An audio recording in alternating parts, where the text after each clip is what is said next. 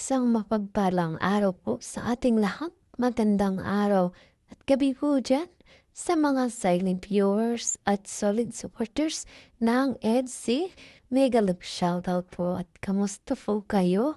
So yun mga kalingap, may panibago na naman po tayong pag-uusapan patungkol kung saan Beyonce nilibang ang sarili habang wala pa nga po si Habi Papa Eds, miss na si Beyonce at dala-dala nga po ang kanilang promise ring sa Hong Kong.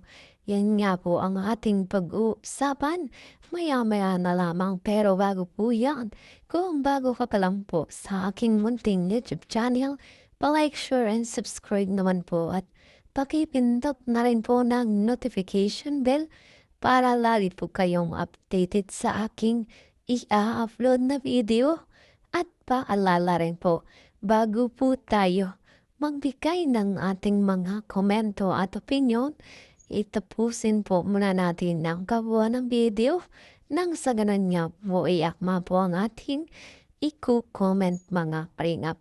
At lagi ko rin nga pong hiling sa inyo, patuloy nating suportahan ang mag-ama na matubang napakaganda nga po yung ipinapakita nila sa atin mga pagbibigay saya at tulong sa ating mga kababayan patuloy po nating suportahan at marathon mga kalingap nang sa ganun nga po marami pa po silang matulungan.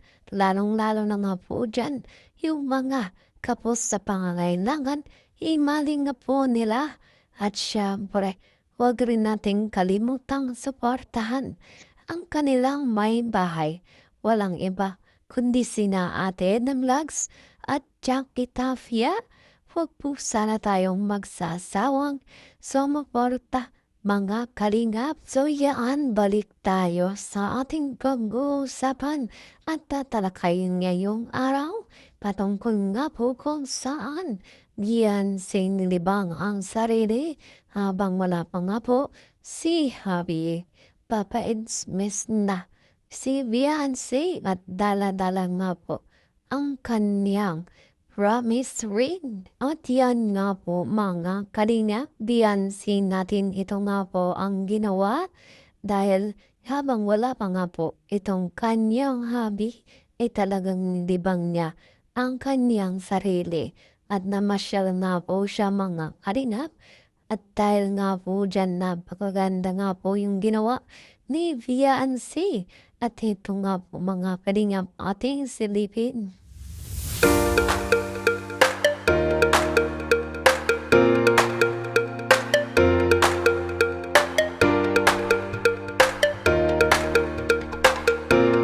At yan nga, tunay nga namang napakaganda at sexy nitong si wifey natin.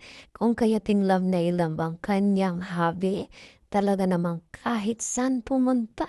Itong si Papa Eds natin talaga namang laging updated dito sa kanyang wifey mga kalingap. At alam niya kung ano yung ginagawa ni Beyonce dahil nga po mga kalingap, Beyonce natin nagpapaalam dito kay Papa Eds kung ano yung gagawin niya mga kalingap kapag wala nga po itong si Habi natin. At syempre Papa Eds natin tuwang-tuwa nga po dahil si Beyonce ay ginagawa nga po ang paraan para hindi siya malungkot mga kalingap. At syempre kasama niya nga po ang kanyang kaibigan at ang ating team kalingap mga kalingap. At syempre itong si Beyonce pala natin ay nagre-reels mga kalingap. At alam nga po ni Papa Eds kung saan sila o saang lugar ito. At alam niya din mga kalingap na ito si Beyonce natin hindi nga po nag-aalis kapag siya lang mag-isa. Talagang meron nga po itong kasamang mapagkakatiwalaan. At ito nga po yung laging sinasabi ni Papa Eds sa kanyang wifey na mag-iingat sa kanyang pinupuntahan habang wala pa nga po siya mga kalingap. At syempre, Beyonce natin, nag-iingat din naman at alam niya naman sa sarili niya kung sino yung kanyang pagkakatiwalaan mga kalingap. Kung sino yung pwede niyang makakasama. Samantala, mga kalingap, Papa Eds natin ay miss na nga itong si wifey natin. kung kaya idala-dala niya itong kanilang promise ring mga kalinap. Ingatan yung mga bag nyo at wallet dapat lagi sa harap na papads. Opo, at baka manakawan ulit kami kagaya nung kay Beyonce. Nahihirap na. Mamaya mawala yung aking ano dito ay yung promise ring ko. Kaya nilagay ko na lang sa aking paa. Pambihira yan para hindi mahugot.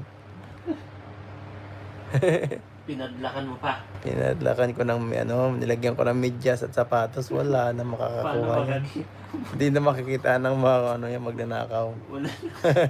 Wala na naman talaga makakita dyan. Nakamedyas pa guys. Yes.